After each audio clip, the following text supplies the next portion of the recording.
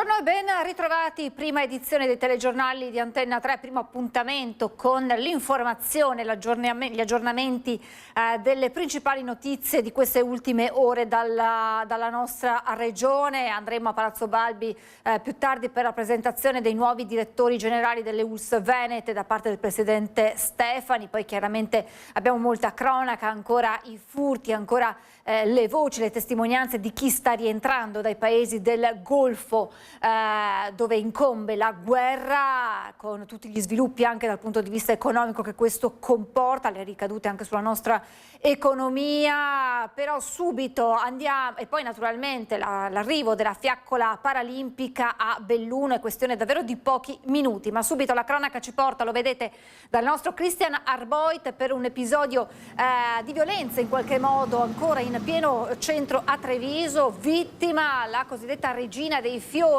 la signora ben conosciuta dai trevigiani ma non solo, che vende i suoi fiori sotto i portici a due passi da una delle zone più calde della città. Christian, Piazza Duomo, raccontaci che cosa è accaduto, buongiorno.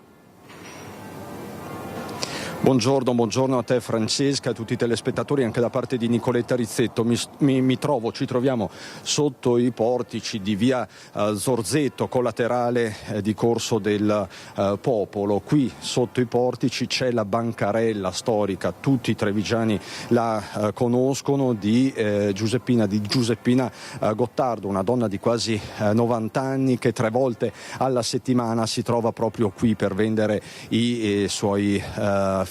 Con lei c'è anche la figlia Giulietta, ed erano insieme quando ieri hanno avvertito nitidamente bruciare gli occhi sostanzialmente, e non solo, lacrimazione, apprensione, perché si è scoperto pochi istanti dopo alcuni ragazzini avevano lanciato a terra una bottiglietta di spray urticante. Sono stati attimi davvero concitati, ma ce li racconta, la saluto e la ringrazio perché sta lavorando Fatima, che lavora qui da Max Pasticceria, ed è il locale che dà proprio su via Zorzetto. Cos'è successo ieri, Fatima? Allora, tu cosa hai sentito? Allora, io non ho visto niente, soltanto quando siamo dati il cambio io e mio collega, mi ha detto guarda che stanno tossendo e praticamente tutti gli occhi rossi, che lacrime, ne butta l'acqua. Io ho portato l'acqua, l'ho buttato praticamente dove c'è lo spray di questo che hanno buttato ai ragazzini. Ecco, perché appunto, quindi mi confermi, dei ragazzini avevano buttato a terra questa bottiglietta di spray urticante, esatto. E la signora Giuseppina, la figlia, e anche alcuni passanti che in quel momento erano in zona lacrimavano sostanzialmente, esatto. Avevano un'irritazione. Sì, con dei presi che lei è asmatica e comunque non riusciva a fermare dei tossiri. Perché appunto parliamo di una donna anziana, una presenza fissa qui in città, se non sbaglio da 60 anni, pensa Francesca, che lei ha 86 anni ma da 60 anni è qui in via Zorzetto, quindi insomma parliamo di una signora anziana. È chiaro che sono stati momenti di apprensione. Esatto, infatti non so cosa dirti, perché effettivamente queste cose un po' provocante anche per lei, poi... Ecco, diciamo Fatima che queste cose interrogano anche la città. Sono bravate, che cosa sono? Sono ragazzate o è qualcosa di più? Sì, secondo me sono ragazzi, perché chi l'ha visti ha detto che sono ragazzi minorenni.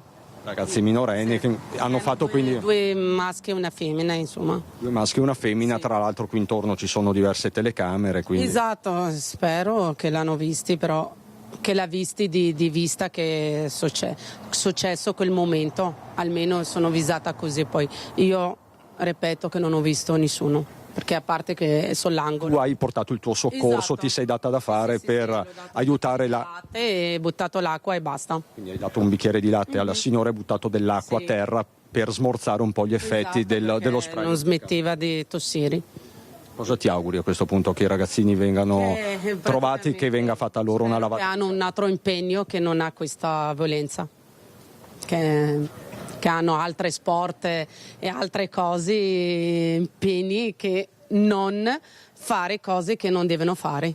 Fatima, grazie, ti lascio davvero lavorare. Francesca, questo il fatto che vi stiamo raccontando, fatto sta che la bancarella oggi non c'è, di solito appunto è qui 3 volte alla settimana, tutti ci parlano di una signora che ieri era chiaramente preoccupata, sconvolta, e che ha detto lì come prima reazione: in 60 anni mai mi era capitata una cosa del genere. Va detto, per essere chiari fino in fondo, che lo spray urticante non è stato rivolto verso la signora, forse non c'era nemmeno questo intento, però è stato buttata a terra questa bottiglietta con lo spray, che poi ha provocato gli effetti che anche con Fatima vi abbiamo raccontato. Per il momento da via Zorzetto è tutto, con Nicoletta Rizzetto ti restituisco la linea. Grazie davvero Chris, mi stavo girando sull'altro schermo perché dovrebbe essere questione davvero di minuti per l'arrivo della fiaccola paralimpica a Belluno. Ieri abbiamo seguito la cerimonia di ognuna delle fiaccole paralimpiche a Cortina, e adesso appunto è in arrivo a Belluno. Vediamo le auto che precedono la vera protagonista, appunto la fiamma paralimpica. Non so se Tiziana mi sente, Tiziana Bolognani insieme a Stefano Bozzi stanno seguendo questo viaggio. Tiziana, mi senti?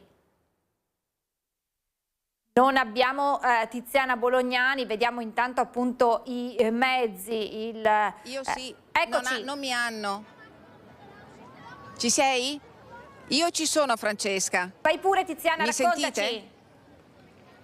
Perfetto, perfetto. Allora, siamo in Piazza dei Martiri, nonostante la giornata feriale. Devo dirvi che Stefano vi sta mostrando con le immagini, c'è davvero molta gente, grandissima presenza di scolaresche qui in centro. L'appello, d'altro canto, del sindaco e dell'assessore allo sport Monica Mazzoccoli di questi giorni era proprio rivolto alle scuole, perché questo è un momento molto importante. Si incarnano i valori dello spirito olimpico, e quello dell'inclusione è stato tutto sommato il valore che ha condotto i giochi olimpici qualche settimana fa, e che naturalmente prosegue, ricordando che già da questa sera allo Stadio Olimpico del Ghiaccio di Cortina inizieranno le prime gare di curling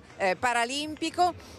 Naturalmente si ripropone di fatto il programma della volta precedente, e cioè prima dell'avvio della ufficiale dei giochi paralimpici che prenderanno avvio, saranno inaugurati venerdì con grande cerimonia all'Arena di Verona, mentre per quanto riguarda la cerimonia conclusiva il momento magico sarà di nuovo allo Stadio Olimpico del Ghiaccio, e sarà davvero un grandissimo momento di emozione. Lo ricordiamo, 70 anni dopo le Olimpiadi invernali 1956, Cortina rivive questo momento magico. Il pullman degli sponsor con i messaggi di Ciao Belluno, i bambini, l'entusiasmo dei bambini è davvero irrefrenabile in questo momento.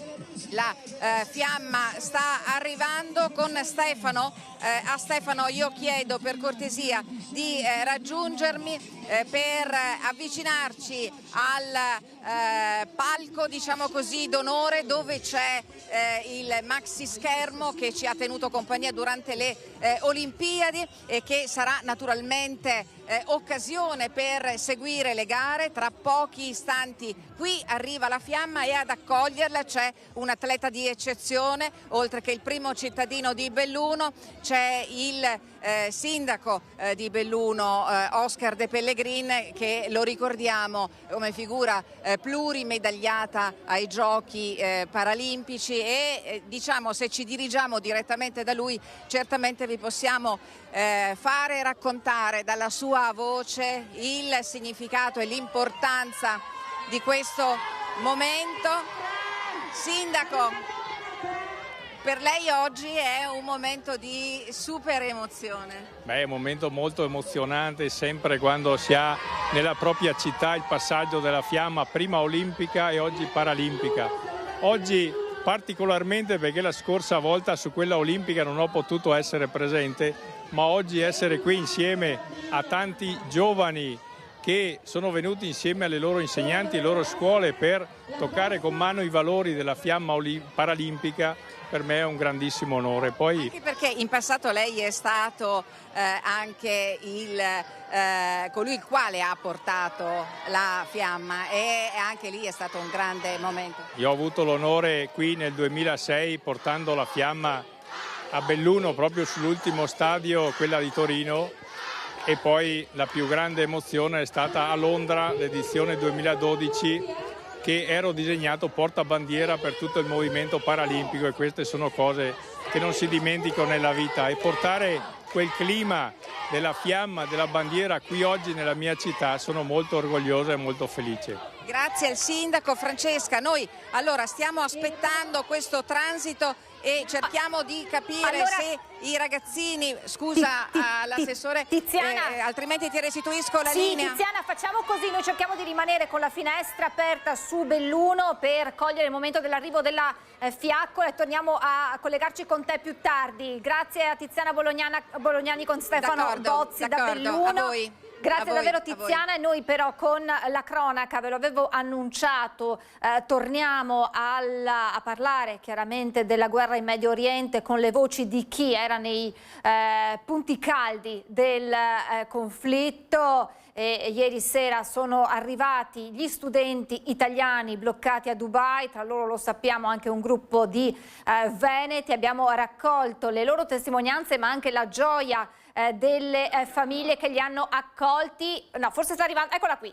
Grazie a Simone Merlo in regia per averci avvertito, eccola lì. La fiaccola che sta transitando per il centro di Belluno. Ecco l'inquadratura di Stefano Bozzi che ce la fa vedere in tempo reale, salutata appunto dalle tante persone. Avete sentito da Tiziana Bolognani, nonostante sia una giornata feriale, davvero tantissimi stanno accogliendo la fiaccola. Abbiamo visto anche tante scolaresche di bambini che hanno voluto essere presenti per questo momento storico dopo le emozioni della fiaccola, della fiamma olimpica. Ora è il momento delle Paralimpiadi di Milano Cortina 2026.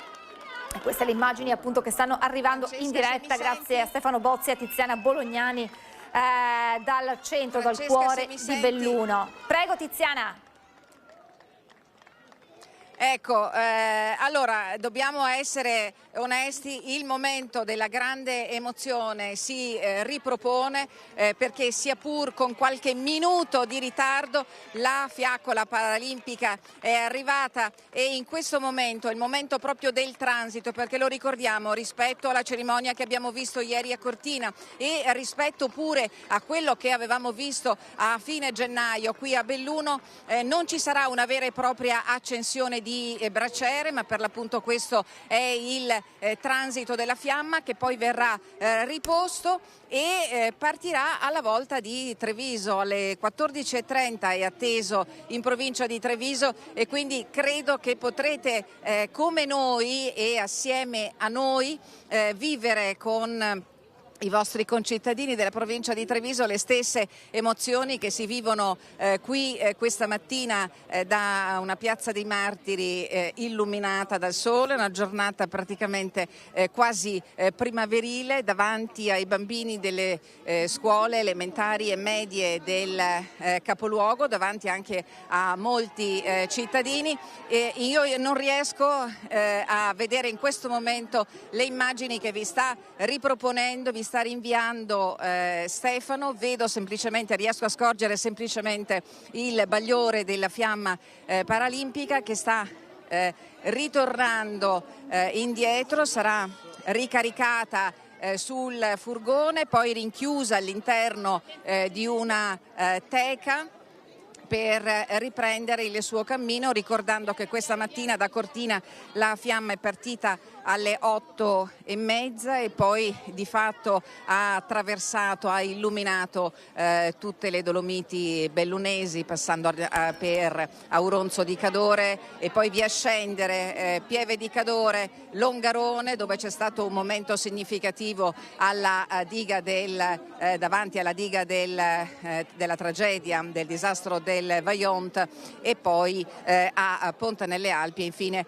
qui a Belluno. Come vi dicevo, la fiamma viene poi custodita all'interno di questa teca e da voi sarà attesa alle 14:30. Francesca, dalla piazza di Belluno, se non hai domande io potrei restituirti la linea, altrimenti la potete tenere fin tanto che l'emozione che vi stiamo trasmettendo con le immagini scalderà anche i vostri cuori, così come lo sta facendo con i cuori della piazza di Belluno. Grazie davvero Tiziana, noi continuiamo a vedere queste bellissime immagini, vediamo la gioia dei bambini ma anche insomma degli adulti di fronte a questo simbolo che così tanti significati racchiude, che è appunto la fiamma paralimpica. Grazie a Stefano Bozzi per le immagini e grazie a Tiziana Bolognani per averci trasmesso le emozioni che si stanno vivendo nel cuore di Belluno. Però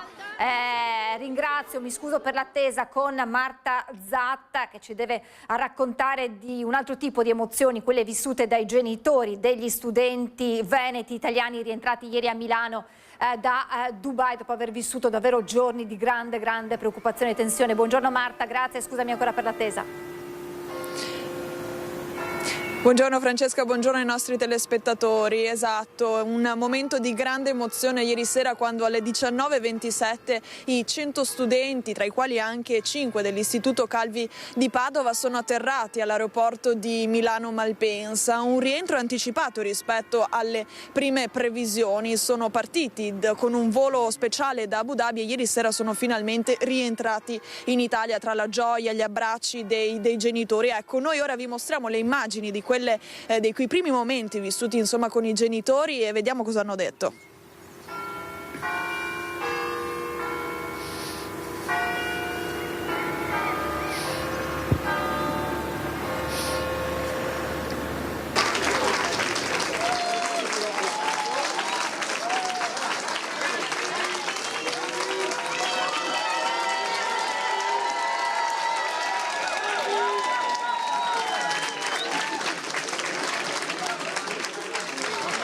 Scusami.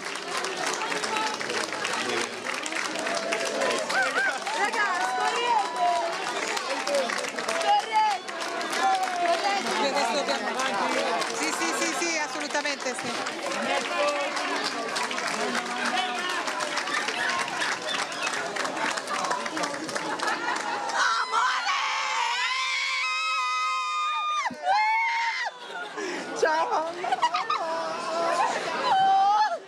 Allora, adesso che sono qua, ho baciato mia mamma, bene. Prima no, però bene. Adesso bene. È stata dura? Sì, più che altro il fatto di non sapere niente, non sapere quando tornavamo, eccetera. Però ringraziamo tutti quelli che hanno reso possibile il nostro ritorno, lo Stato, gli Emirati, la VSC Italia. Sì, siamo a casa. Ragazzi, io non so, non lo auguro a nessuno l'esperienza, però un applauso enorme alla VSC, non ci ha fatto temere nulla, sono stati eccezionali, così come è stata eccezionale la Farnesina, sono stati eccezionali la Regione Veneto, noi siamo di Altavilla del Veneto, e un aiuto pazzesco in 3 giorni. Hanno gestito tutto. Le lacrime di gioia dei genitori degli studenti veneti rientrati ieri sera da Dubai all'aeroporto di Malpensa. Giorni di angoscia lasciano spazio agli abbracci e ai sorrisi e ai ringraziamenti a quanti hanno collaborato per il rientro in patria dei minorenni impegnati in un progetto all'estero e rimasti coinvolti nel conflitto tra Stati Uniti e Israele contro l'Iran. Ce l'ha fatta signora? Ce l'ho fatta. Emozionante? Molto. La portiamo a casa, non vedevamo l'ora. Cosa si prova in questo momento? Non so neanche descriverlo, abbiamo passato 2 notti d'inferno, giorno e notte, una cosa terribile. È finito tutto. Grazie, siete carinissimi, grazie.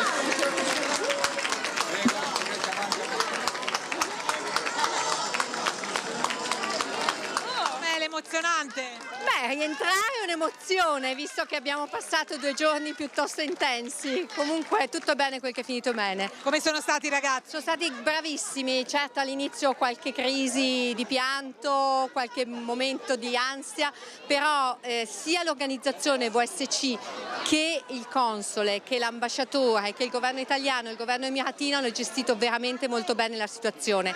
Ci siamo sempre sentiti in sicurezza. E a parte la notte, ecco, la notte è stato il periodo peggiore perché c'erano queste allerte che arrivavano sui telefoni e bisognava comunque andare nel bunker degli hotel, per cui insomma questo è stato il momento peggiore.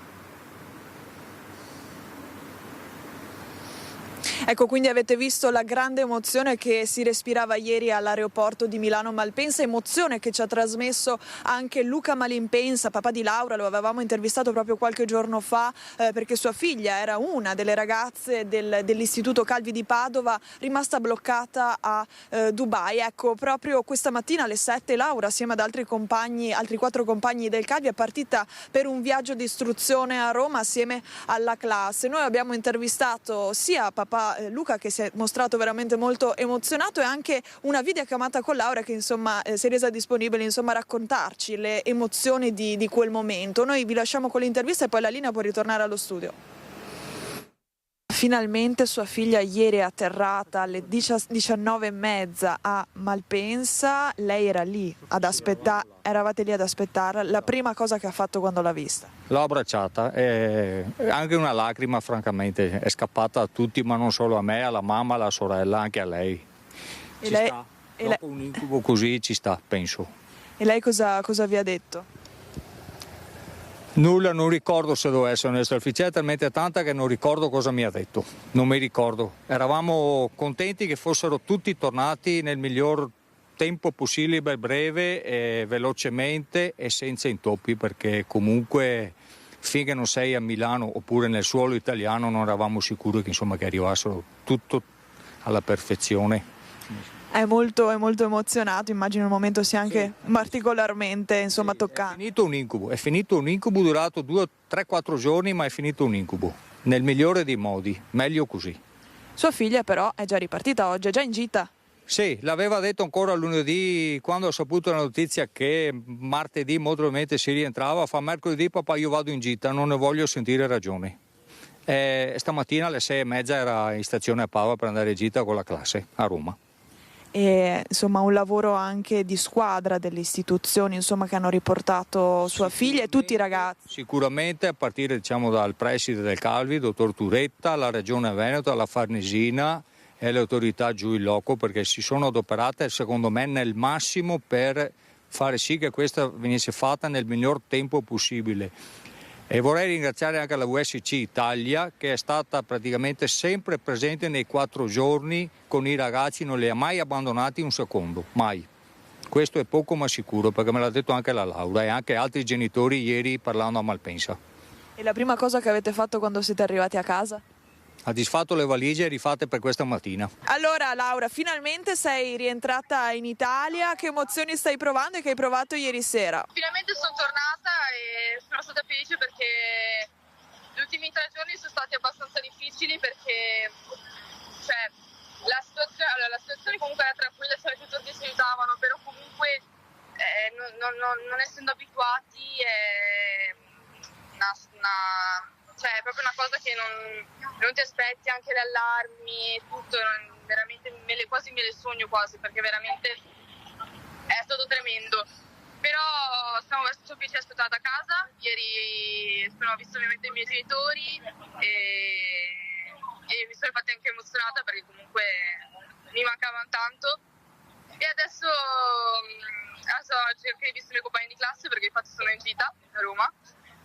Ed è stato veramente un gran piacere tornare in Italia, infatti ringrazio tutti quelli che ci hanno aiutato perché senza di loro sicuramente ora non sarei qua.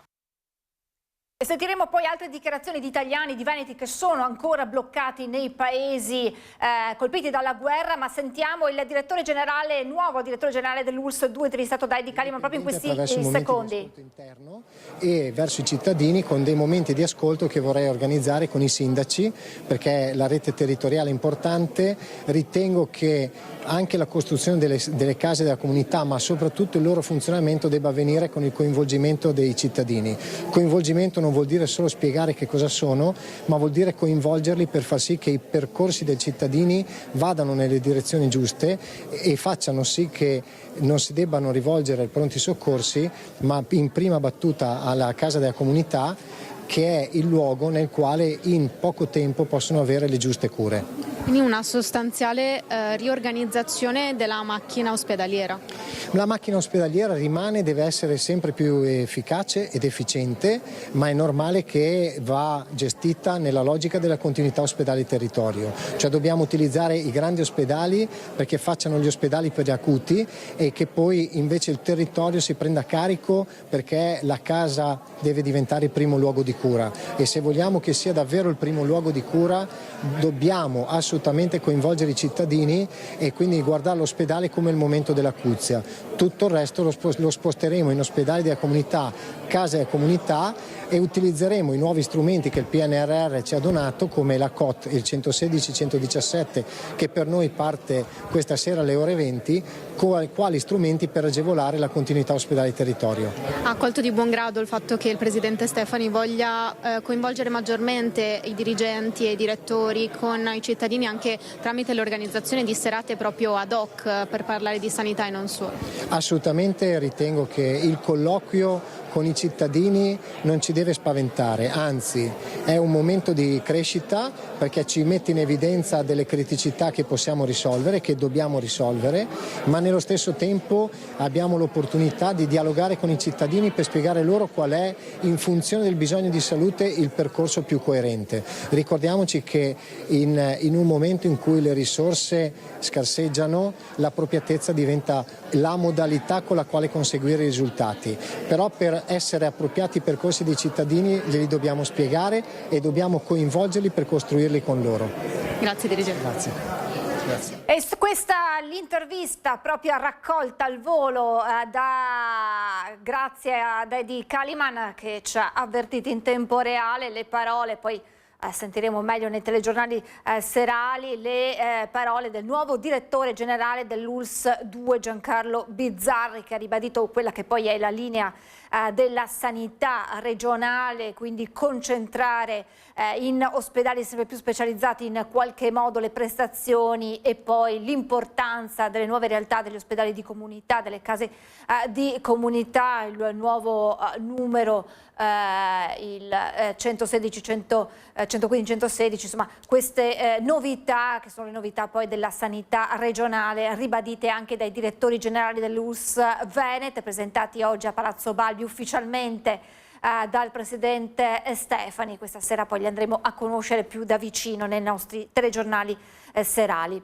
Torniamo a parlare della guerra in Medio Oriente con le voci dei veneti che si trovano ancora nei paesi coinvolti indirettamente o direttamente nel conflitto. È il caso del padovano Filippo Tonello, residente a Dubai, che ci ha raccontato la situazione che si sta vivendo nel paese. Sono circa 20.000 gli italiani registrati come residenti a Dubai e tra questi anche il padovano Filippo Tonello e l'aquilana Lara Marrama, che dal 19 gennaio vivono nella città degli Emirati Arabi, fulcro negli ultimi giorni dell'escalation della guerra in Medio Oriente. Nessuno si sarebbe aspettato che proprio Dubai venisse presa di mira dai missili, ma i due connazionali, nonostante la paura, si sentono al sicuro. Comunque c'è una situazione di sicurezza, cioè la città non è militarizzata, cosa che paradossalmente era successa da noi durante il Covid, e che si vedevano militari ovunque, non potevi uscire di casa, qui noi possiamo uscire per la nostra giornata tranquillamente. Ovviamente è consigliato stare in casa, ma il problema non è che ci sono target civili, cioè nessun civile è a rischio. L'Iran sta bombardando le basi americane che sono qui sul territorio, il target sono i militari americani. Poi la contraerea UAE abbatte i missili, abbatte i droni, e il rischio sta nello stare fuori quando cadono i residui, i detriti di questi droni che esplodono in aria. Quello è l'unico rischio che noi effettivamente abbiamo in questo momento. Filippo e Lara non minimizzano la situazione, ma secondo loro si stanno creando troppi allarmismi. Ci ha anche stupito che ieri al Dubai Mall, che è vicino, noi siamo in zona Business Bay, quindi centralissima, a 10 minuti dal Burj Khalifa a piedi. Ieri nel Dubai Mall il presidente degli Emirati, il principe di Dubai, primo ministro e ministro della difesa hanno passeggiato tranquillamente mentre prima hanno mangiato per l'iftar e poi hanno passeggiato tranquillamente salutando tutte le persone, eccetera. Adesso sfido qualsiasi, io non voglio fare apologia né niente, ma sfido qualsiasi paese al mondo a dire c'è un attacco missilistico che non ha fatto nessun morto ferito in questa città, e a dire i presidenti girano e stringono la mano alle persone. Nella speranza che la situazione si plachi al più presto, la vita a Dubai prosegue quasi come se nulla fosse. Filippo e Lara, che hanno fondato un'agenzia di marketing e comunicazione proprio a Dubai, lo confermano. I supermercati forniti, c'è acqua, le persone possono uscire di casa, i bambini vengono portati, ieri pomeriggio abbiamo visto i bambini al parco giochi, i taxi funzionano, si possono comprare beni, si può andare in giro in macchina, sicuramente non è una situazione rilassata proprio a livello internazionale, ma cioè non è un problema di Dubai. A Dubai in questo momento ci sentiamo tutti abbastanza al sicuro. E poi la storia di Antonella Pellicer di Cassola che non si può muovere da Doha. La donna ha ricevuto una telefonata dalla regione. Antonella Pellicer è ancora bloccata a Doha, ma ha ricevuto una telefonata dalla struttura della Regione del Veneto che si occupa delle relazioni internazionali. A dirlo è la donna di Cassola bloccata a Doha dalla guerra in Medio Oriente, che proprio in Qatar sembra avere ripercussioni più profonde sul traffico aereo. La direzione delle relazioni internazionali della regione ha fatto infatti sapere alla cassolese che per l'aeroporto di Doha non ci sono al momento prospettive di riapertura, come sta succedendo invece a Dubai, proprio a causa della posizione geografica della capitale qatariota. Antonella e tanti altri come lei è quindi destinata a rimanere dov'è, ospitata al sicuro nonostante le esplosioni che si sentono a poca distanza dal suo albergo, ma comunque prigioniera degli eventi. La donna stava tornando da un viaggio in Australia dove si era recata per andare a trovare la figlia che ha appena partorito, quando il suo aereo diretto a Venezia è stato fatto rientrare d'urgenza a Doha dopo l'attacco all'Iran. E poi ci sono le ricadute sull'economia. Non nasconde la sua preoccupazione Paola Carron, presidente di Confindustria Veneto Est, dice gli aumenti già si vedono, l'Europa cambi rotta. Dal punto di vista dell'aumento dei costi energetici lo stiamo già vedendo sia per il gas che per il petrolio, e poi penso anche al trasporto delle merci, perché lo stretto di Hormuz già sta dando, ma si parla anche dello stretto di Suez, quindi temi che abbiamo già in piccola parte vissuto e che si stanno ripresentando. Impossibile non guardare al Medio Oriente e alle mille variabili che si stanno innescando, a partire proprio dall'aumento dei costi dell'energia, voce che per l'industria nord-est incide sempre di più e più che altrove. Paola Carron, presidente di Confindustria Veneto Est, con le sue 5.000 imprese, fotografa una situazione già al limite. L'Italia, il costo dell'energia è 113 euro al megawattora. La paghiamo il 27% in più della Germania, l'88% in più della Francia e il 70% in più della Spagna. Le nostre imprese non possono essere competitive se partiamo con questo gap importantissimo. Sullo sfondo il decreto bollette che per Carron va approvato senza se e senza ma, comprese le limitazioni al sistema ETS sulla tariffazione delle emissioni di carbonio. Più in generale gli industriali chiedono che Bruxelles batta un colpo quella strategia industriale europea fatta anche di debito comune non più rinviabile per competere con USA, Cina e mercati emergenti, e questo con la crisi iraniana che spariglia nuovamente le carte. L'altro tema è che di fronte al tema dei dazi molte nostre aziende avevano giustamente guardato ad altri mercati, e quello del Medio Oriente era un mercato dove c'era possibilità di sviluppo, quindi aziende che hanno investito. La questione economica, ma non solo. I dubbi di Carron, guardando l'evoluzione del quadro geopolitico, sono quelli di tanti. Mi chiedo cosa lasceremo ai nostri figli, e soprattutto mi chiedo e rifletto sul fatto che ci stiamo abituando a un elemento come la guerra che ci circonda. La situazione sicuramente non è facile, e viviamo un po' giorno per giorno con la speranza che ci sia anche una sorta di coscienza nelle persone. E poi naturalmente si alza l'attenzione su quelli che sono considerati gli obiettivi a rischio per possibili attacchi, attentati, e c'è allerta massima a Venezia, ghetto sorvegliato speciale, mentre porto e aeroporto continuano ad essere monitorati anche alla luce delle Paralimpiadi.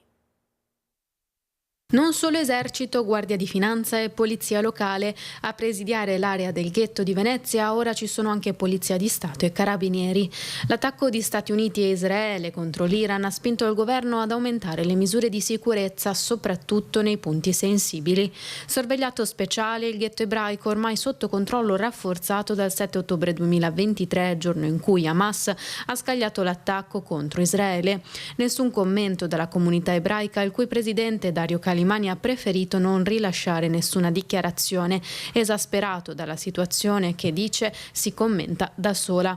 Certo è, ha riferito, che è difficile continuare a vivere sotto presidio costante, trovarsi quotidianamente circondati da forze dell'ordine che, se da un lato infondono senso di sicurezza, dall'altro la loro presenza fa intuire che la situazione è grave. Siamo assolutamente convinti che la diplomazia debba fare la sua parte prima di atti unilaterali a livello internazionale. Nessun luogo deve essere trascurato, a dirlo il prefetto di Venezia Darko Pellos. Porto e aeroporto sono al centro delle preoccupazioni anche in vista dell'arrivo della fiaccola paralimpica.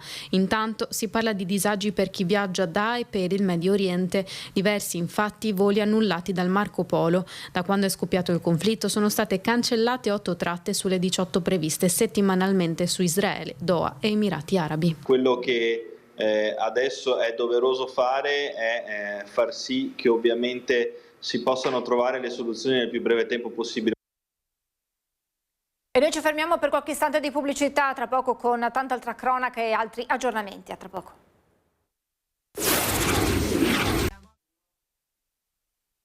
Rieccoci in diretta con la cronaca. Esce di strada con l'auto, sfonda un muro e finisce ribaltato nel giardino di un'abitazione. È successo ad Arzignano, in provincia di Vicenza.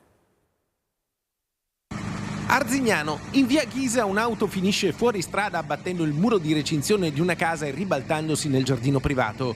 I vigili del fuoco, allertati dalla sala operativa provinciale, accorrono sul posto dell'incidente. I pompieri lavorano oltre un'ora per riuscire a estrarre il conducente rimasto incastrato dal cruscotto. Sono in corso gli accertamenti delle forze dell'ordine per ricostruire la dinamica dell'incidente. I pompieri hanno rimesso in sicurezza la zona, mentre il conducente è stato portato dal SUAM 118 in ospedale per le cure del caso. La Guardia di Finanza di Padova ha confiscato beni immobili per circa €1 milione ad un imprenditore che sarebbe responsabile di evasione fiscale.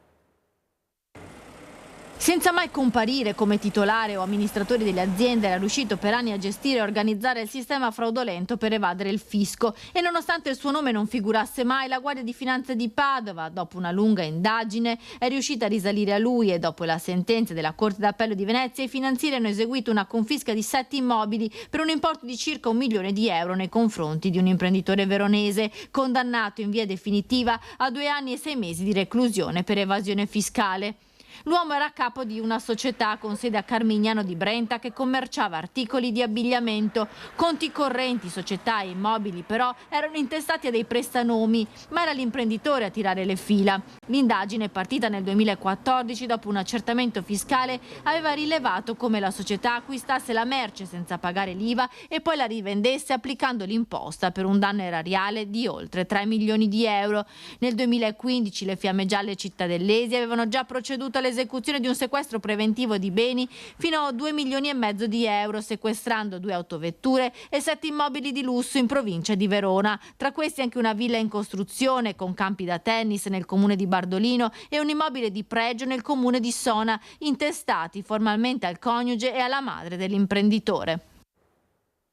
È sfiorata la tragedia nella valle a Venas di Valle di Cadore, dove per cause ancora da accertare un incendio ha interessato un edificio residenziale in via Marconi. L'allarme è scattato all'1:40 di notte e ha mobilitato 31 unità operative dei vigili del fuoco di Belluno e Pieve di Cadore, oltre ai distaccamenti volontari di Valle, Calalzo e Borca di Cadore. Fortunatamente nessuna persona è rimasta ferita, ma è stato necessario evacuare 13 persone. Le fiamme hanno distrutto un tabià adibito a ricovero attrezzi e reso inagibile l'immobile adiacente composto da 4 appartamenti. La sindaca di Valle di Cadore ha disposto soluzioni abitative temporanee per i cittadini rimasti senza alloggio. Sul posto hanno lavorato anche i carabinieri, il personale del SUEM e i tecnici dell'ente gestore dell'energia elettrica per la disattivazione delle linee. Le cause dell'incendio sono attualmente al vaglio dell'ufficio di polizia giudiziaria del comando provinciale dei vigili del fuoco, che sta effettuando i necessari accertamenti tecnici. A Venas le operazioni di bonifica e messa in sicurezza sono tuttora in corso e vedono impegnate le squadre dei vigili del fuoco. Andiamo a Bassano del Grappa, centro studi super vigilato dopo i video che vi abbiamo mostrato nei nostri telegiornali con violente aggressioni tra giovanissimi. Spiegamento di forze dell'ordine tra carabinieri, polizia locale e polizia di Stato con tanto di agenti in Borghese al centro studi di Bassano dopo le violente aggressioni tra giovanissimi nelle 2 fermate delle corriere di via Tommaso d'Aquino e via Rosmini. Immagini che vi abbiamo mostrato nei nostri TG che riprendono una violenza inaudita, in un caso di un branco contro un singolo, nell'altro di uno scontro cruento tra 2 ragazze dove una prende a calci e pugni la coetanea. I dirigenti degli istituti superiori presenti hanno intenzione di portare avanti un lavoro congiunto in stretta collaborazione con il Comune, perché davvero questi episodi stanno creando molta preoccupazione. Intanto l'assessore Campagnolo parla di un importante risultato raggiunto visionando i video che sono girati di cellulare in cellulare tra studenti e studentesse, sottolineando la gravità della situazione. Abbiamo già scoperto che i protagonisti in particolare di questo episodio non sono allievi del centro studi, sono ragazzi che non frequentano scuole e che vanno in quell'ambito scolastico per guadagnare consensi probabilmente, e quindi stiamo approfondendo le responsabilità, ricordando a tutti che comunque si tratta di rissa probabilmente anche aggravata. La rissa è procedibile d'ufficio, quindi risponderanno penalmente delle loro iniziative. Ciò che mi lascia perplesso, non poco, è anche il contorno di chi applaude, fa il tifo a queste situazioni. Questi sono invece ragazzi che appartengono al centro studi e questi in qualche modo verranno coinvolti, verranno identificati il più possibile per eventualmente segnalare la loro posizione in riferimento anche all'istigazione. Azioni gravi con conseguenze altrettanto gravi di cui bisogna tener conto. Di certo l'era dei like nei social non aiuta. Riprendere azioni violente solo per essere protagonisti di un video sul web non è la strada da seguire. Manca un percorso di educazione al rispetto. Non è uno spettacolo, è realtà, dice Campagnolo. È uno spettacolo che può diventare molto grave, certo. È uno spettacolo che ha rilevanza penale. E allora andiamo dalla nostra Luisa Bertini per una serie di furti ai danni delle auto in sosta, auto parcheggiate, colpite anche le vetture di alcuni sindaci che erano ad una cena. Buongiorno Luisa e buongiorno anche al sindaco di Isola Vicentina. Sì. Buongiorno a te, buongiorno ai nostri ospiti, buongiorno al sindaco di Isola Vicentina Francesco Gonzo, che ci racconta appunto questa disavventura vissuta da lui e da un altro sindaco, perché c'è stato un raid tra i finestrini delle auto che erano parcheggiate all'uscita di un ristorante. Ecco, che cosa è successo, che cosa avete trovato poi fuori? Semplicemente durante la cena siamo stati avvisati dal titolare del locale che dei clienti avevano constatato il danno, e una volta usciti per constatare il danno anche noi personalmente ci siamo resi conti dell'ammanco di ciò che era stato prelevato dalle macchine. Nel caso particolare siamo riusciti a rintracciare la presenza della refurtiva in una zona industriale poco lontana grazie alla presenza appunto di una apparecchiatura tecnologica all'interno di ciò che era stato sottratto. Ci siamo recati lì, abbiamo cercato di recuperare quello che si poteva, nel frattempo sono arrivati anche con noi carabinieri, abbiamo recuperato altra refurtiva proveniente certamente da altri furti, altri eventi malavitosi, insomma. Ecco, torna alla ribalta un po' il tema sicurezza di cui parliamo quasi quotidianamente un po' in tutta la provincia, dai furti in abitazione appunto ai furti alle auto. Lei prima lanciava un appello a Roma fondamentalmente. Sì, è un appello a chi può determinare materialmente quello che può essere l'effetto che poi determinate pene e determinati atteggiamenti, no, possono avere anche nei confronti di queste persone. Consideriamo che la sicurezza e la giustizia sono temi che non hanno colore politico, ma soprattutto toccano più da vicino più di quello che si pensa anche la vita delle persone, perché eventi come questi poi ti impongono anche di riflettere sui tuoi personali atteggiamenti, sui comportamenti quotidiani che magari diamo per naturali, ma soprattutto deve far sentire le persone più a livello di sicurezza percepita più sicure, e questo è un percorso non semplice ma che deve passare naturalmente da un inasprimento delle pene, ma soprattutto da una giustizia certa. Ecco, io ringrazio il sindaco per essere stato con noi, la linea può tornare allo studio. Grazie davvero Luisa Bertini con il sindaco di Isola Vicentina. Andiamo subito dal presidente Stefani, intervistato da Edi Kaliman. Ciao Stefani. Via. E ce l'avevo in contemporanea tra Rete Veneta e Antena 3. Quindi. E non abbiamo un problema con...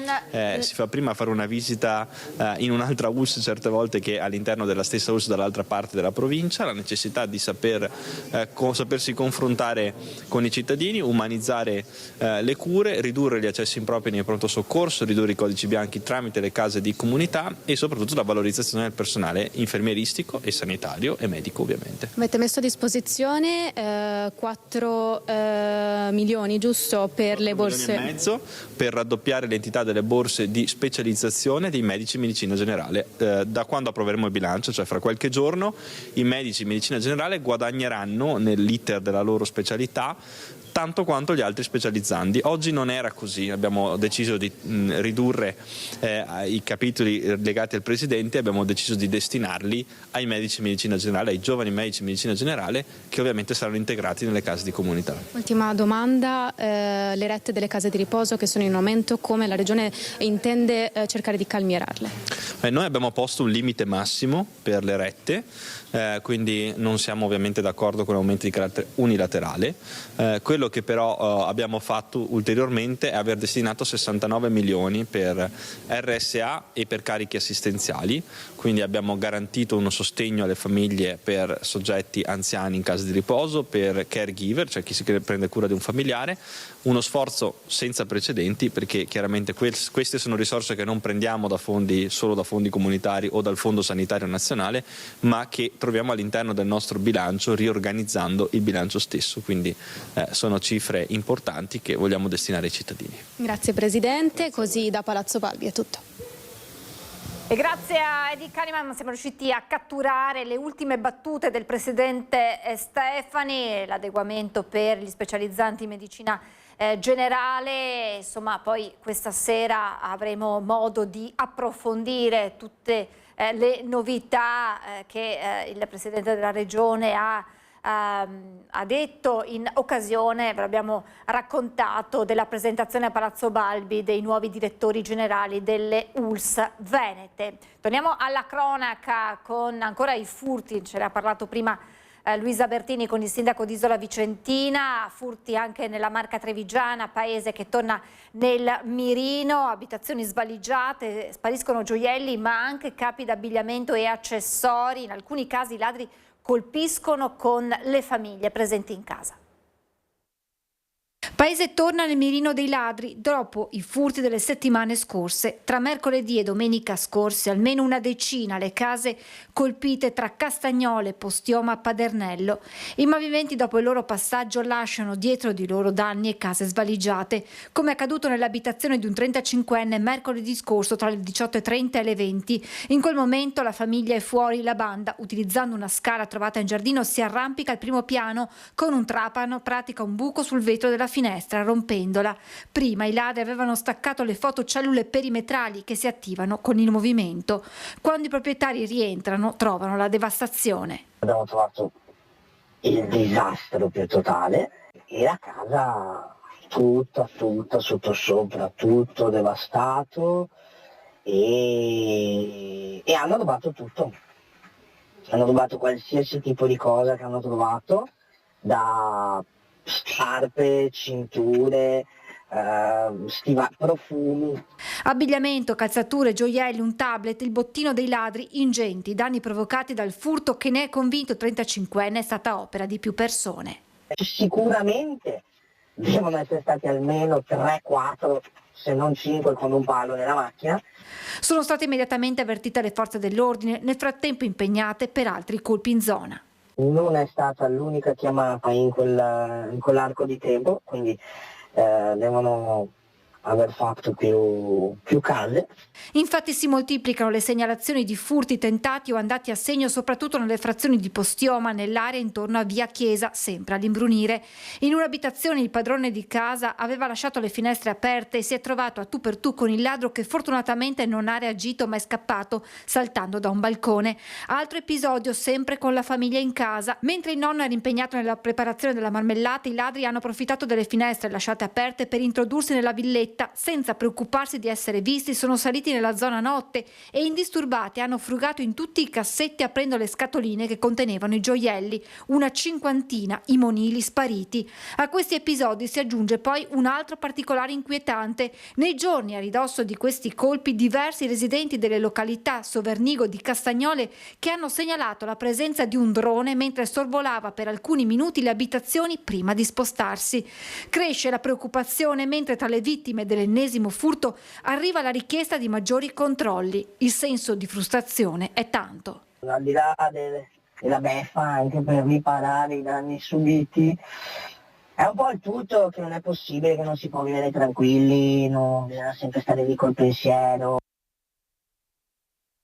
E adesso parliamo della riforma della disabilità dal 1° marzo con Treviso tra le province italiane coinvolte nella sperimentazione. Lo facciamo con la dottoressa Roberta Carone, direttrice della sede provinciale INPS di Treviso. Buongiorno direttrice, grazie per essere con noi. Buongiorno.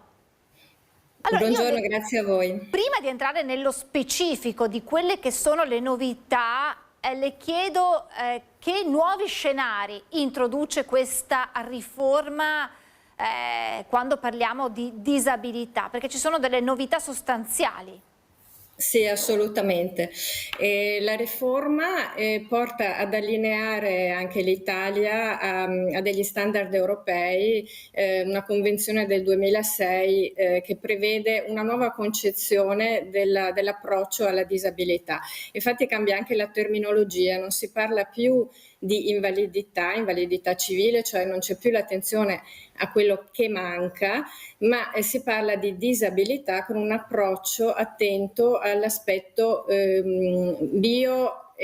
funzionale, anche dal punto di vista psicosociale, e quindi si cerca di guardare al disabile nel suo ambiente anche per valorizzare tutte le sue funzioni e esaltarle, valorizzarle, integrate nell'ambiente in cui vive. Si introducono anche 4 livelli, adesso userò probabilmente un termine improprio, ma 4 livelli di disabilità diversi rispetto al passato. Sì, appunto in funzione a questo si farà una valutazione di una disabilità di tipo lieve, moderato, medio o alto anche per poi successivamente attivare quelli che sono i progetti di vita per consentire lo svolgimento per la persona disabile delle attività a 360 gradi, quindi nella vita lavorativa, non soltanto in quella, ma anche in quella sociale e familiare. Ecco, appunto, dottoressa, progetto di vita, cioè non ci si limita a riconoscere la disabilità di una persona, ma ci si spinge oltre ad analizzare tutto il contesto nel quale vive. Sì. Si analizza proprio il contesto in cui una persona interagisce, perché la disabilità viene riconosciuta come un ostacolo che la persona ha all'interazione e quindi con il progetto di vita si cerca per quanto possibile e con una sinergia fra vari soggetti coinvolti di rimuovere questi ostacoli, quindi di consentire alle persone nella misura massima possibile di avere una vita, di apportare il loro contributo alla società e anche di avere una vita quanto più piena possibile.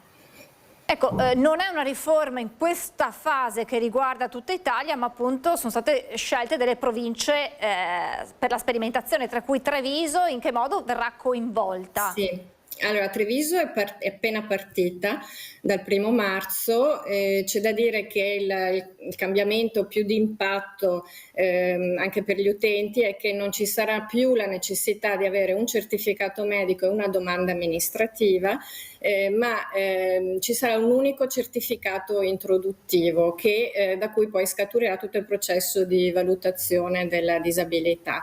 Treviso parte dal 1° marzo, questo è il terzo step di sperimentazione. La sperimentazione è partita in 9 province in tutta Italia all'inizio del 2025. Attualmente è in sperimentazione già da ottobre la provincia di Vicenza, adesso entrano Treviso, Verona e Venezia.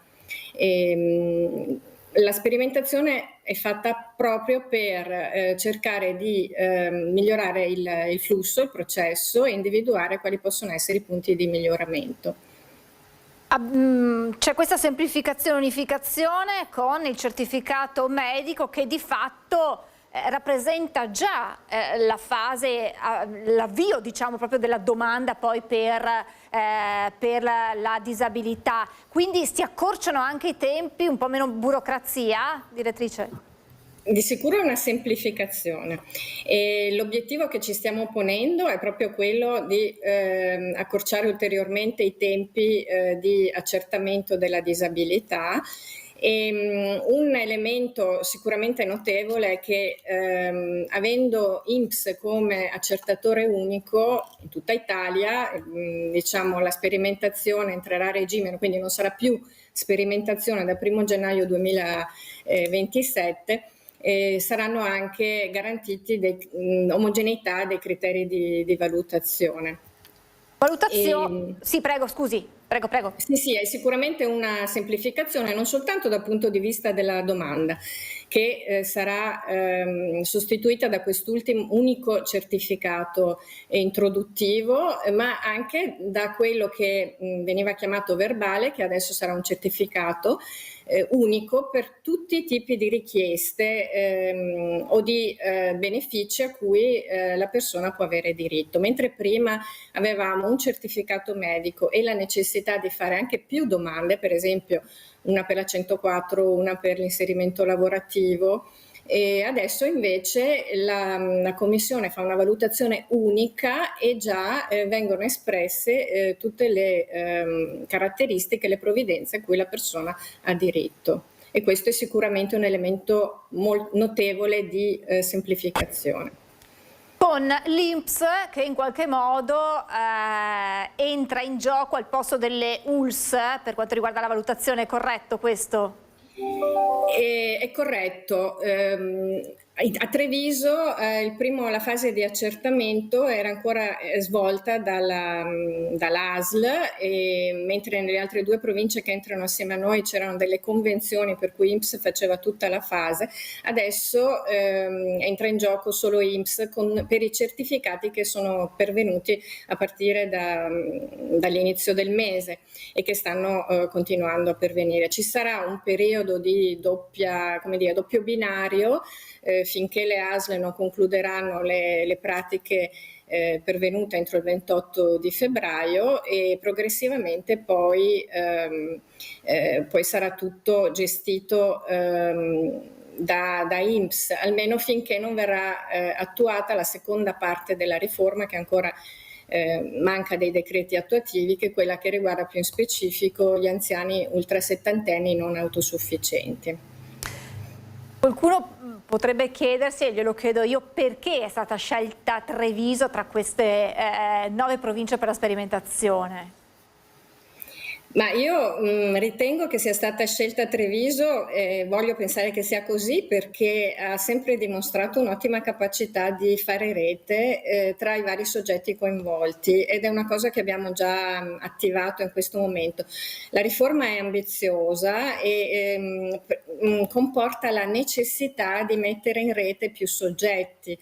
Quindi le ASL, INPS, i comuni, gli ambiti territoriali, gli uffici scolastici, vari soggetti, l'ordine dei medici. Ecco, ci siamo già attivati tutti insieme, devo dire, con uno spirito tipico di questa provincia, già per sederci intorno a un tavolo, cercare di configurare gli scenari, immaginare i problemi e man mano provare a trovare una soluzione.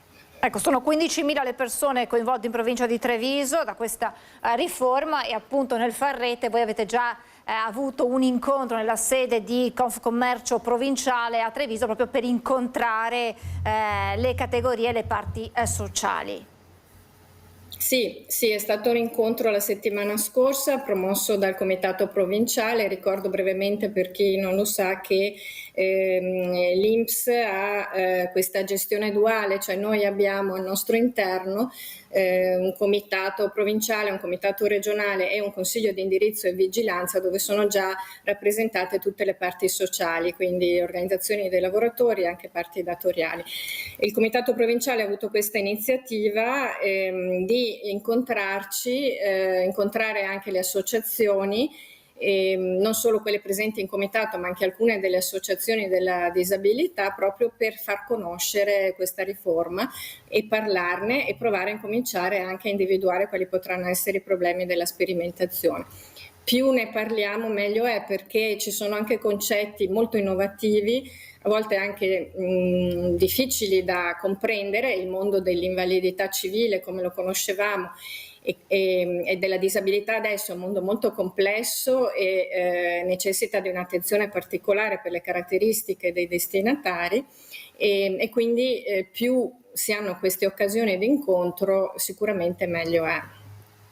E noi insomma in qualche modo abbiamo aiutato a capire un po' meglio questa riforma e quindi grazie davvero alla dottoressa Roberta Carone, direttrice della sede provinciale INPS di Treviso, per averci aiutato a conoscere queste che sono le importanti novità introdotte dalla riforma. Grazie davvero direttrice e buon lavoro, a presto. Grazie a voi, grazie, a presto. Grazie davvero. E queste insomma erano le novità introdotte dalla riforma della disabilità, ben spiegate e puntualizzate dalla direttrice dell'INPS di Treviso. Prima Cristiana Arboit ci ha raccontato di questo episodio, di questo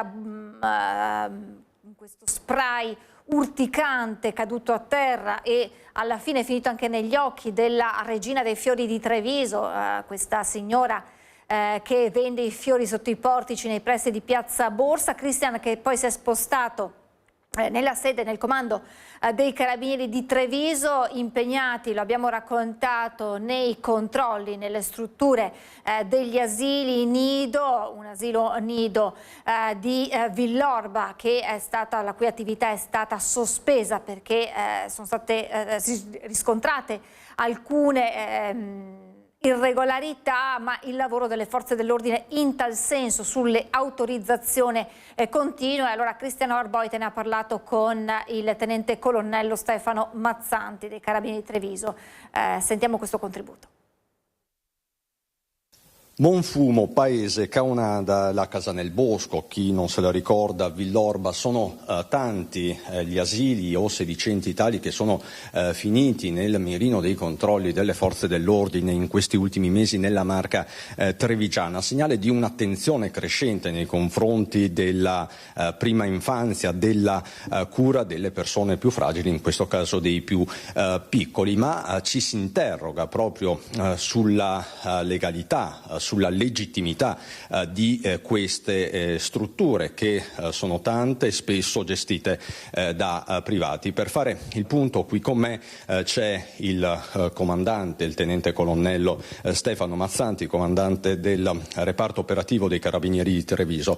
Comandante, è un fenomeno che voi state attenzionando, non entriamo nei singoli casi specifici, ieri abbiamo raccontato di Villorba, in campo c'è il NAS, però voi state monitorando attentamente gli asili della Marca trevigiana. Beh, allora, buongiorno innanzitutto. Faccio una premessa. Noi abbiamo comunque sempre a cuore l'incolumità e anche il benessere dei bambini e delle persone appunto che vengono affidate a queste strutture. Però tutto questo deve avvenire chiaramente nell'ambito di un perimetro legale. Sono previste delle autorizzazioni, in questo caso delle autorizzazioni regionali, e una regolamentazione sanitaria. In più ci sono dei dipendenti che devono essere formati per tutto quanto. Ora, chiaramente tralasciando quello che sono i singoli aspetti e i singoli casi, come lei giustamente ha detto, sicuramente negli asset dell'Arma come contributo alla legalità ci sono anche il controllo di queste strutture. In particolare noi abbiamo un nostro reparto che è il nucleo antisificazione e sanità, che ci consente appunto di andare a verificare nel profondo anche di queste autorizzazioni e di capire se queste strutture possono operare legalmente o meno. Quindi i livelli autorizzativi sono tre: le autorizzazioni regionali, le autorizzazioni sanitarie, quindi dell'autorità sanitaria, e le autorizzazioni in ambito giuslavoristico, corretto? Certamente, in primis chiaramente l'autorizzazione regionale e poi, come dicevo, la regolamentazione sanitaria, perché in casi dove vengono somministrati bevande o alimenti, oppure anche in altre circostanze dove chiaramente ci sono dei luoghi che devono rispondere a certi requisiti sanitari, ma soprattutto ricordiamoci che in queste strutture ci sono persone che lavorano e quindi, come giustamente diceva lei, anche l'aspetto giuslavoristico è tenuto in considerazione, perché dove ci sono dei lavoratori, dove c'è un rapporto di dipendenza, si devono rispettare delle regole.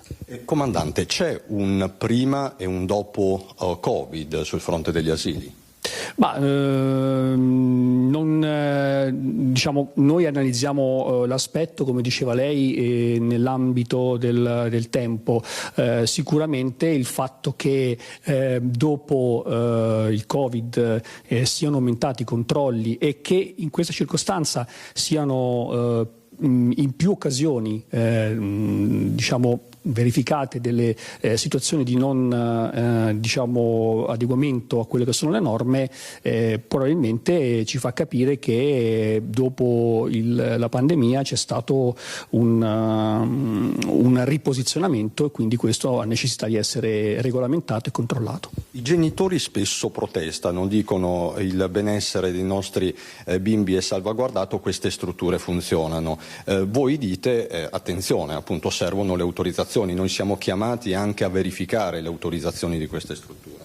Guardi, noi non abbiamo alcun dubbio che i minori vengano trattati bene in queste strutture, non è questo il compito nostro. Il nostro compito è verificare che queste strutture lavorino e svolgano il loro servizio secondo delle regole che sono fissate e ben chiare. I controlli proseguono a tappeto? Assolutamente, non a tappeto, ma ripeto, rientra nella strategia dei controlli fatti dal nucleo antisificazione sanità. E questo è dunque l'importante lavoro delle forze dell'ordine e noi adesso ci fermiamo, qualche istante di pubblicità e poi vi raccontiamo di un progetto che ha coinvolto i ragazzi, che ha dato vita ad un cortometraggio che potrete vedere su Antenna 3. Ma tutto questo subito dopo qualche istante di pubblicità. Siamo tornati in diretta, non sono più sola ma sono in ottima compagnia. Buongiorno a Linda Collini, insomma un volto conosciuto, credo non abbia bisogno di presentazioni, attrice, doppiatrice e anche oggi forse anche in veste di formatrice. Linda, buongiorno. Sì, buongiorno. Grazie buongiorno, per essere Francesca. con noi. Ma grazie a voi dell'invito. Allora, vi raccontiamo di un progetto che ha preso vita l'anno scorso e così lo anticipiamo, facciamo un piccolo spoiler. Tornerà, ma poi Linda ce lo racconterà meglio e che in qualche modo coinvolge anche Antenna 3, vi spiegheremo il perché. Il progetto è quello di un camp estivo che non ha portato i ragazzi a fare sport, a imparare una lingua, ma li ha insegnato a fare cinema, recitazione. Il nome è Cinelab, che ha coinvolto i ragazzi tra gli 11 e i 15 anni e che ha avuto un grande successo, Linda, perché i ragazzi poi sono una fonte di ispirazione anche per noi adulti in qualche modo, è un trasmettersi a vicenda qualcosa. Sì, assolutamente, i ragazzi lo sono, poi per noi di Resterra Produzioni che abbiamo organizzato appunto il Cinelab, grazie anche al patrocinio del Comune di Treviso, i ragazzi sono diciamo la nostra materia preferita, perché in particolar modo per il Cinelab li abbiamo trasportati in questa esperienza unica, perché il Cinelab è un camp cinematografico unico nel suo genere. 2 settimane in cui i ragazzi hanno l'opportunità di ideare da zero, a partire dal soggetto, e la scrittura della sceneggiatura, poi alcune nozioni tecniche di regia, fino alle riprese vere e proprie, l'ultimo giorno di camp di un cortometraggio con una troupe di professionisti. Quindi loro possono vivere l'emozione del set, prima da dietro le quinte, ovviamente, e poi da protagonisti. Che identikit deve avere il ragazzo che partecipa a questo camp? Che caratteristiche deve avere? Curiosità, capacità o semplicemente la voglia di imparare qualcosa di nuovo che magari sui banchi scolastici non è possibile imparare? Guarda, noi non richiediamo alcune capacità particolari, solo la voglia di mettersi in gioco, la voglia di fare un'avventura diversa e soprattutto la voglia anche di fare amicizia, perché questo succede al Cinelab. E noi, parlo di noi perché insieme a me ovviamente c'è anche l'altra docente del Cinelab, la mia socia, collega, fida compagna di viaggio, Laura Feltrin in Resterra Produzioni, e loro fanno amicizia. All'inizio si ritrovano con ragazzi che non conoscono, quindi comprensibilmente, anche un po' con la difficoltà, con la loro età, parliamo di ragazzi dagli 11 ai 15 anni, quindi di conoscersi, un po' di studiarsi e poi dopo alla fine non si lascerebbero più. Perché l'esperienza è veramente coinvolgente e inclusiva. Può essere anche un modo per alcuni ragazzi particolarmente timidi, con insomma, un carattere magari chiuso, di aprirsi e di scoprire dentro di sé delle capacità che magari in altre occasioni non avrebbero potuto scoprire. Assolutamente, ma questo ci viene dato come feedback dai ragazzi stessi, ma anche dai genitori. Certo. Perché poi i genitori sono i primi testimoni a volte di questo cambiamento, di questa evoluzione. Quando c'è la proiezione poi pubblica, perché al termine del Cinelab c'è anche una proiezione pubblica a Palazzo Rinaldi a Treviso del cortometraggio, i genitori rimangono estasiati. Ma mio figlio è stato capace di fare questo. Perché magari non hanno mai fatto prima un corso di recitazione, ma sono riusciti veramente ad abbattere quei paletti che comprensibilmente hanno alla loro età. Che cosa imparano i ragazzi facendo? Lei ha accennato, ma proviamo a spiegare un po' meglio, anche per il prossimo appuntamento che ci sarà quest'estate, che cosa si può imparare in questo camp? Attraverso il gioco, perché poi è un po' quello il modus operandi di Resterra Produzioni in tutti i corsi che noi facciamo di recitazione teatrale, cinematografica, quindi facendoli divertire li trasportiamo in quello che è il mondo della recitazione. Quindi attraverso il gioco, attraverso esercitazioni, possono imparare a recitare davanti alla telecamera, quindi una recitazione diversa da quella teatrale, quindi già gli facciamo capire un po' quella che è la differenza. Quella che è la differenza. Che è importante. Che è importante e di cui loro a volte non capiscono bene il meccanismo perché sono abituati a vedere i loro prodotti audiovisivi, quindi certo. le serie, i film, però non capiscono a volte anche la difficoltà che c'è dietro. Quindi li apriamo ad un mondo per loro diverso e poi soprattutto gli insegniamo a creare un vero e proprio prodotto audiovisivo.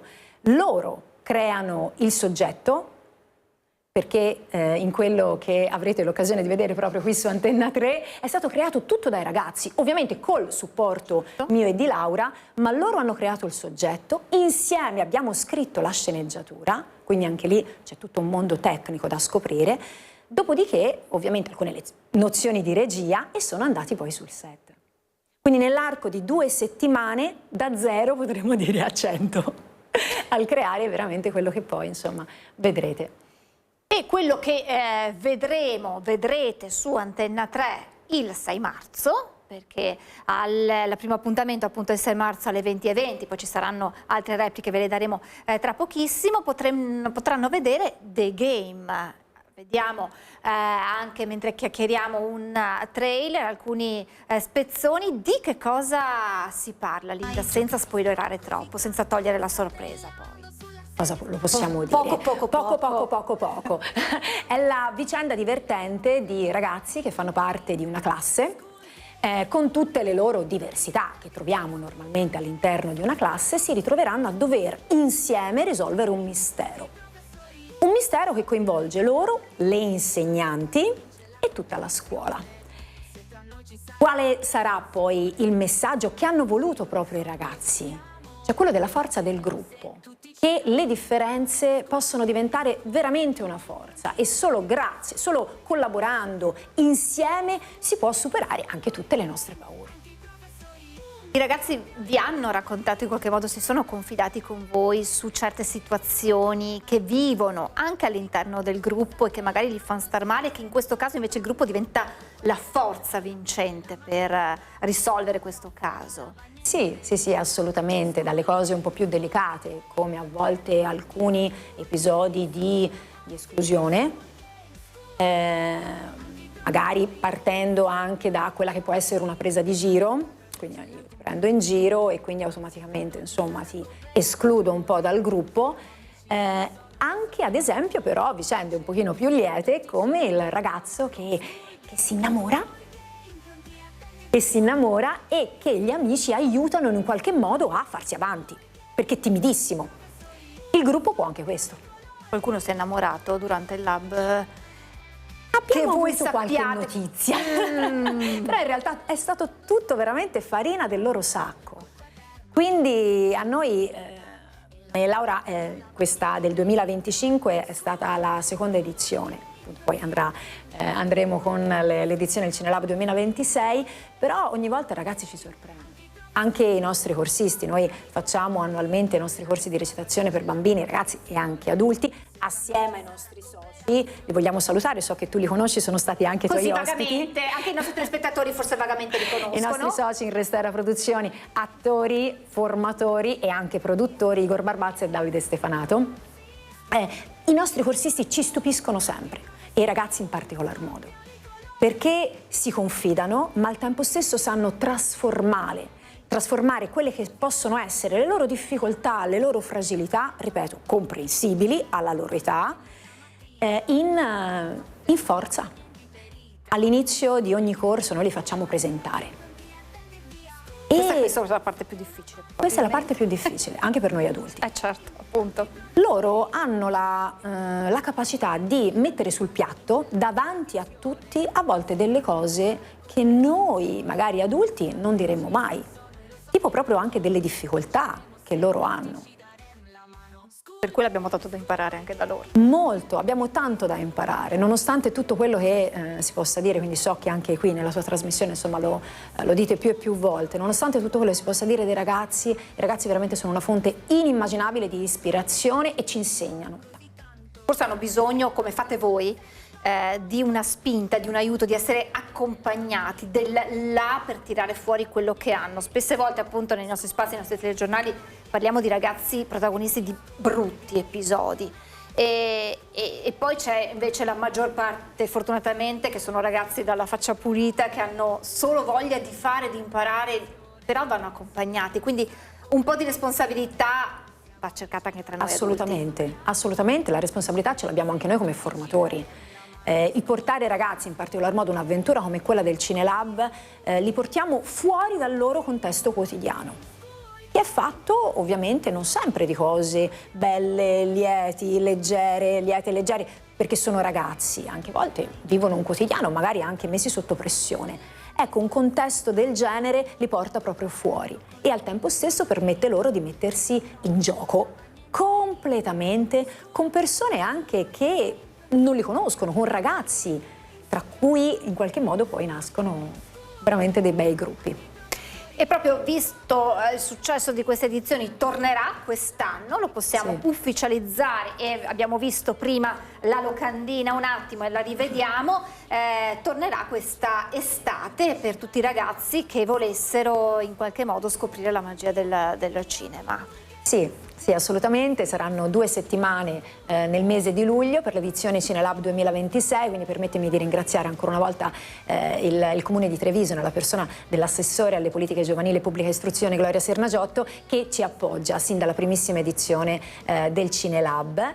Ci sarà poi dopo ovviamente la produzione di questo cortometraggio, una proiezione pubblica e quest'anno abbiamo avuto poi l'onore, abbiamo fatto un regalo veramente immenso, credimi, ai genitori e abbiamo visto gli occhi di questi ragazzi estasiati, anche un po' timorosi, perché l'idea di andare in televisione è stata per loro un po' insomma, una scoperta, non se l'aspettavano, però proprio lì a Palazzo Rinaldi abbiamo dato la notizia che il corto sarebbe andato in onda su Antenna 3. Erano veramente felicissimi, quindi ringrazio anche voi. Noi vi ringraziamo e vi ricordo il primo appuntamento è il 6 marzo alle 20:20, quindi subito dopo i nostri telegiornali.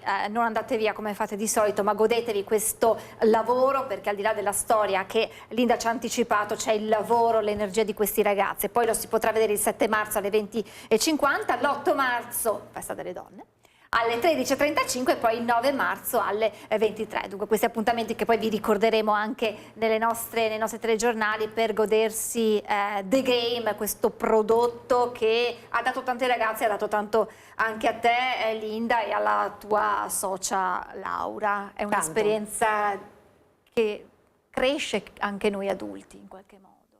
Cresce, ma soprattutto ci riempie di orgoglio.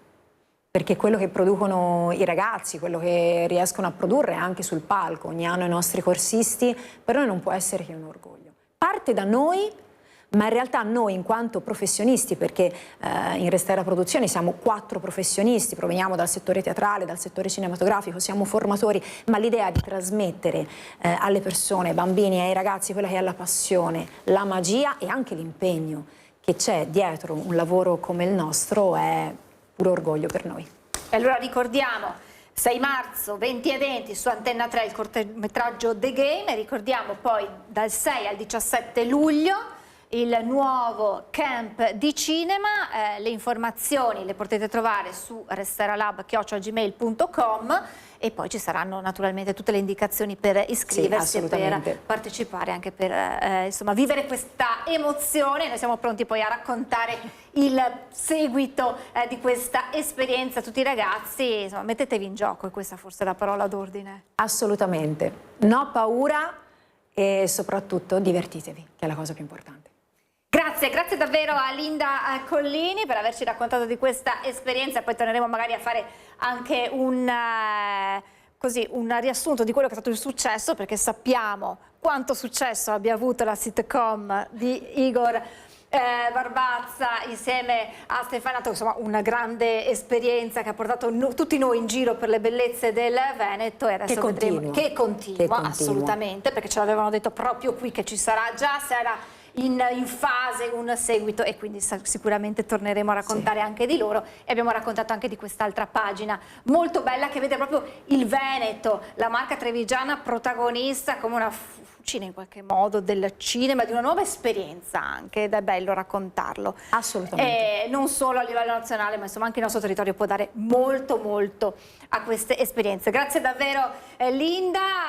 Grazie a voi. Io non so se devo chiudere, dalla regia chiedo un attimo Lumi di quanto tempo ho ancora a disposizione. Allora chiudiamo e allora io vi ricordo ci sarà adesso la sigla, la pubblicità e poi ci sarà l'approfondimento con la CGIL. Torneremo a parlare del tema già affrontato con la direttrice dell'INPS, perché parleremo della riforma della disabilità con l'impegno della CGIL in tal senso, insieme a Mauro Visentin della CGIL Treviso e a Valentina Durante di Inca Treviso. Io ringrazio Simone Merlo e Alessandro Granziera in regia, ringrazio voi per averci seguito, ma ci ritroviamo tra pochissimo.